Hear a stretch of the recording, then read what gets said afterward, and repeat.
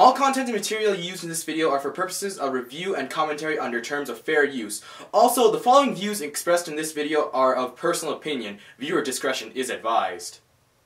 Oh, and also spoilers. Well, that doesn't really matter.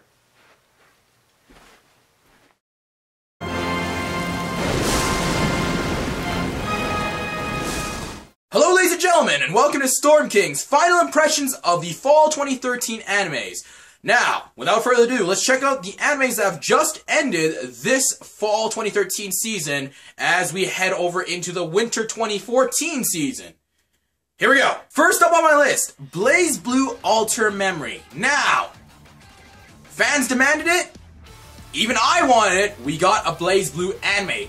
And how was it? Overall, I mean, it's a game adaptation anime, so it wasn't the best. It actually, you know what? In my personal opinion, it is not the best. I mean, it could have gone worse, but for what it did, it was decent. It sort of explained all of Calamity Trigger, Continuum Shift 2, and Continuum Shift extended stories. It did that to the best it could, you know, with all the overlapping, interjoining, and converging stories. If there was anything else to improve on, I guess the thing is, BlazBlue, its action is in the fighting game itself, and the dialogue is sort of like, it's just to like add padding and sort of add to more bang for your buck when you buy the game. So the anime sort of reflects that. So overall, I did enjoy it, and it helped me refresh my BlazBlue kind of information. It's like, oh, so that's what happened. Oh, that's what I missed in like CS, you know, 2 or whatever. But, you know, do I recommend checking out this anime? If you're into BlazBlue, yes. Otherwise, you don't need to check it out. It's not a high priority watch. It's just very much so, it's an anime. At most, I give it a fine. You know, in a rate. Actually, no, I'm not going to do rating, but I'm just saying it's fine, it's decent, but it's not really important. BlazBlue Alter Memory. Next up on my list, Coppelion. Now, when it comes to Coppelion, it was... the story, the premise, and the concept was very, very interesting. You know, a post-apocalyptic situation in Japan where, like, radioactivity is off the scales and not even wearing a hazmat suit or a radioactive suit helps. And you have these genetically modified girls or people who are to help any stragglers that still remain in Japan. But despite its interesting and really cool concept, what killed it was sort of the overacting. You know, I do like Tomoe Haruka, but, you know, I think she was directed in, like, a really weird manner. I'm not gonna say bad manner, but in a weird manner. Like, it was full of overacting, and, you know, sometimes when I think of Hanazawa Kana's character, it's like, why are you even here? Like, you know, manga-wise, she might, or, reference story-wise, she might be very important, but it's just like, you know, the dialogue and the interactions sort of didn't mix well for me. You know, and I was actually looking forward to this kind of anime. So, when it comes to Coppelion, do I recommend checking it out?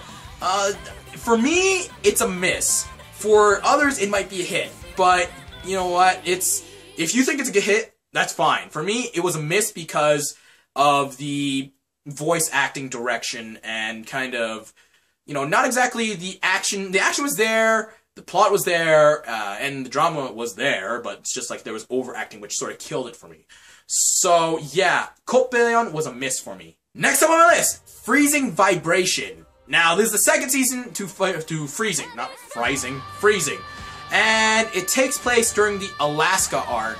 And what can I say about Freezing Vibration? Well, it's more of the same Freezing. It's definitely, in my opinion, it didn't improve too much. You know, when I think of second season and like a gap between seasons, you think, okay, let's take in some Q&A and figure out what was good, what was not good. And when it came to Freezing Vibration, I think it's didn't improve much, and I don't think it's because of the studio's fault or the voice actor's fault. It's more of the source story's fault. Because in my opinion, Freezing is sort of just really drawn out. It's really, really bland now. And I've been reading Freezing for like since the beginning. And because of that, the anime sort of suffered it as well. So, you know, there wasn't much they could have improved on. I mean, they threw in a bunch more voice actors, because there's a bunch more female characters in Freezing Vibration in the Alaska arc. And overall, you know, it was cool. Cool, Alaska. No pun intended. And because of that, it's just like, because of its reference it's using, it suffered because of the reference. So overall, it is fine, it is decent. Do I recommend checking out Freezing the first season? Sure, it's a cool kind of over-the-top, kind of ecchi action series. Do you want to check out the second season?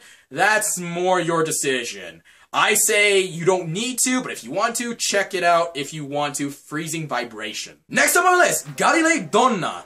Now, Galilei Donna was a 11-episode series, and I was like thinking, oh, that's really weird. But whatever. I thought it was going to be 12 or 13, but that's fine.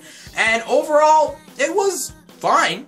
It was decent. It was a basic kind of introduction, incident, downtimes, uptimes, downtimes again, climax, and then ending kind of series.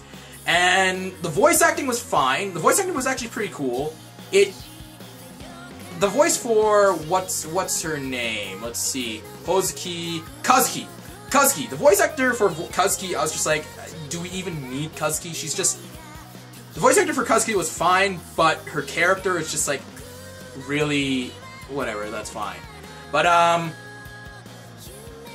Galilei Donna, in my personal opinion, just feels like a one-off series. You know, it's another one of those you don't need to check it out. It was cool for the first couple episodes, but then as you reach the climax or the ending, it's just like, oh yeah, okay, you know, it's gonna go that way. Okay, that's fine. You know, I enjoyed watching it for what it was, and you know, we got a sugar sweet happy ending, and you know, everything was sort of tied up, sort of. And yeah, so do I recommend checking out Galilei Donna? Sure-ish. It's a one-off series that's, you know, it bases around Galileo and his descendants, you know, these three girls. And then it's just like, okay, that's interesting. So, watch it or not, you're not missing much. But if you do, it's interesting. Galilei Donna. Next up, IS2, Infinite Stratos 2, the second season of Infinite Stratos. Now, when it comes to Infinite Stratos, the thing is, it suffers due to its source material, the light novels. And as you all know, I've been checking out Infinite Stratos, the light novels, and I do know of Infinite Stratos, the light novels, and the fact that Ichika is just as oblivious and, you know, just mind-numbingly kind of, why don't you notice their feelings for you when it's so blatant in front of you? Kind of story. It's just like, okay, whatever, this is Infinite Stratos, and, you know, it's like that. Animation-wise, it's just the same. They improved it a little bit. CG was a little bit tweaked better. Nothing too much. It's still that kind of, like, 2006, 2004 animation, CGI. Let's see what else. Voice acting was fine. Just as awesome as last season. And plot and premise-wise, well, like I said, it suffers because of its source material. So, do I recommend checking out IS2? Yes? No? Yes, if you like Infinite Stratos and you're totally into Ichika, into the story of Oblivious Ichika. Otherwise, if you like Infinite Stratos 1 and you're not, you know, it's just like, I think I'm fine with Infinite Stratos 1, then yeah, you're fine where you are. Myself, I watch it, it was fine. Watch it if you want to. Infinite Stratos 2. Next on my list, Gundam Seed Destiny Angst. Oh, sorry. Kakumeiki Valvrave, first and second season. Now, what was awesome about Kakumeiki Valvrave? The music. What was meh about Kakumeiki Valvrave? The student side characters. What was bad about Kakumeiki Valvrave? The angst. Oh, the angst. You know, when I say Gundam Seed Angst or Gundam Angst, it is the best summarization of Kakumeiki Valvrave, and you guys can't argue about me when it comes to that. It is Gundam Angst. So, the cool thing about Kakumeiki Valvrave was the music being a duet, a combination of TM Revolution, the almighty TM revolution of my 2000, 2003, 2004 years of awesome electro pop music and giant battling mechs and sci-fi, and then Mizuki Nana, the songstress of our generation.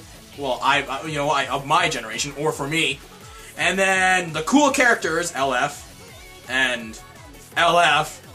And then the bad parts were the students, and then the whole angst part. And then, of course, I wish they could have explained more, or explored more into, like, the science of the universe. And, there's tons of... well, whatever. There was political kind of drama and political kind of conflicts, which was cool. Like any kind of mech anime, there's got to be some kind of politics to this. And yeah, Kakumeiki Valvrave, the good parts.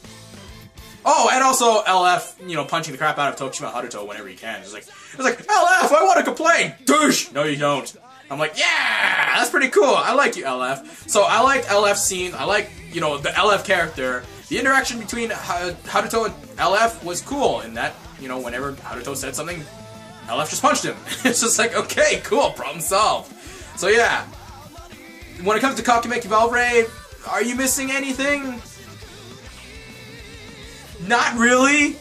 It's one of those one-off kind of Sunrise series. I mean, yeah, the difference between first and second season was there. There was sort of a rush to finish the whole kind of plot in universe to Kakumeiki Valvrave, but whatever. Like I said, it's a one-off series. The music was cool, voice acting was, but LF was cool. The bad parts, of course, the angst. So yeah, whether or not you watch it, Kakumeiki Valvrave, you're not missing much if you miss it. Otherwise, if you do watch it, know what you're in for. Next on our list, Kyoukai no Kanata. KyoAni's reminder to the audience that they can still do action animes. And what I like about Kyoukai no Kanata, the visuals and animations were absolutely astounding, brilliant, breathtaking, like KyoAni always does with their visuals and animation. The music was pretty cool and very kind of, had its eerie moments, it had kind of breathtaking. It was like, oh man, kind of quiet moments, like you shouldn't be talking despite, how quiet it is. And then the voice acting and interactions was very, very top-notch. But the thing is, the problems, the drawbacks or the downsides to Kyoukai no Kanata is that its pacing was sort of off. It's just like, in the beginning it's like, we get action, and then we get filler or a little pause moment, and then the last kind of couple episodes, it's like, man, more action, finish! And conclusion, I'm like, really? Is that it? And yeah, and that was it for Kyoukai no Kanata. And the thing is, I sort of wish they didn't end it like that. I actually wish they, made it open to maybe have a second season, because it's a 6-volume light novel series, I think. But regardless, I liked Kyoukai no Kanata. The pacing was off, but overall, my like does shadow the dislike or the downsides. So, I do recommend checking out Kyoukai no Kanata if you're into supernatural, school, drama, action, KyoAni animes. Next on my list, Little Buster's Refrain. And, in my opinion, Little Buster's Refrain, the animation was done excellently. It is 6 hours out of the total 40, 50 hours of content, maybe even 60, for Little Buster's the visual novel, and Refrain was, you guys don't quote me on this, and you can correct me, is 8-10 hours, I believe? I think it's 8-10 hours.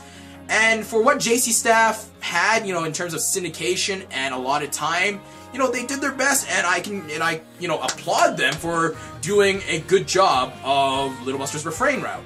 They did their best, and it was quite seamless. Again, I've noticed that there was, a little chugging here and there, kind of pacing, but you know what? They had to get the job done. But regardless of that, I still think that Little Buster's, the first season anime, and Refrain were done to the best that they could have in terms of the allotted time and syndication.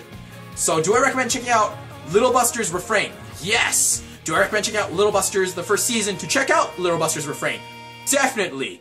And of course, if you can, check out the visual novel source material because, you know, like I said, there's like 50 some odd hours of content that you're missing that, you know, let's see, Little Busters first season and Refrain, that is only about 18 hours. 18, give or take, hours of content out of the 50 plus hours of content.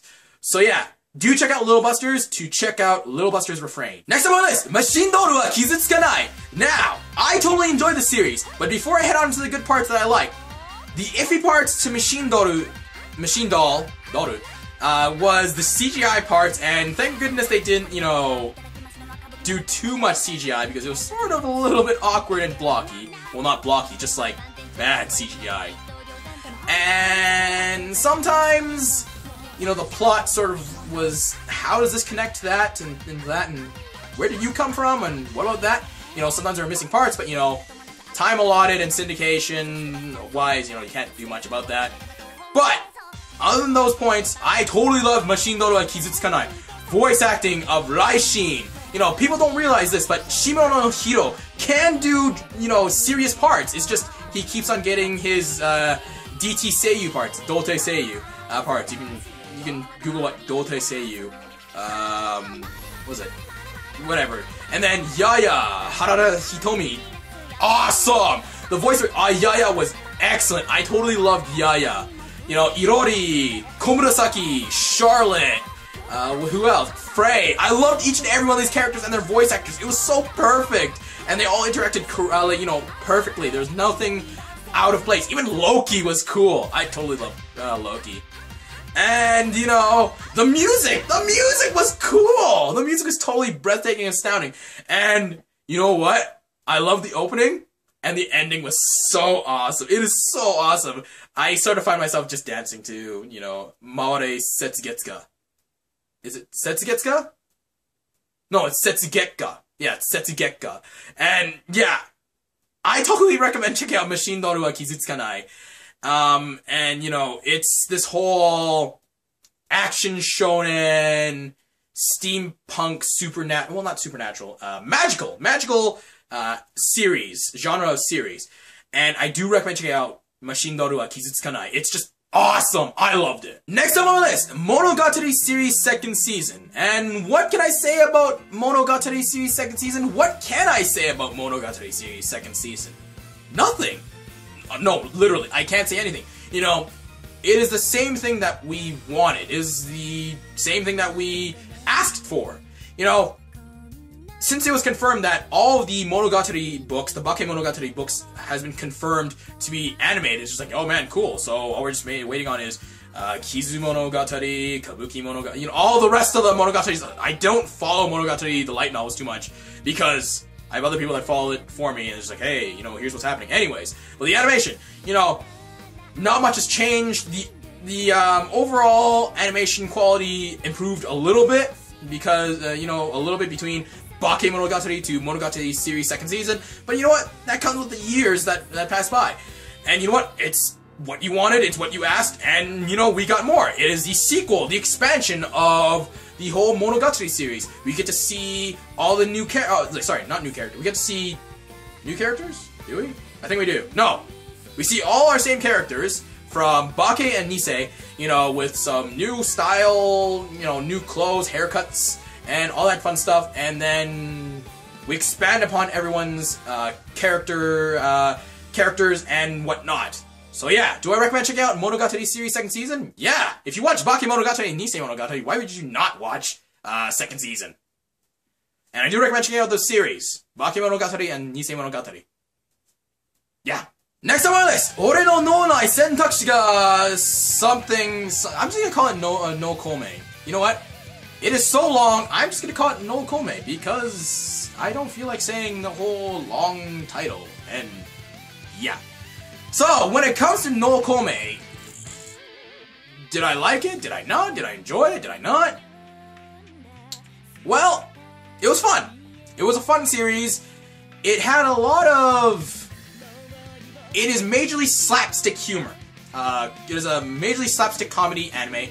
The romance aspects are not too much, but it's just like it does tease towards it.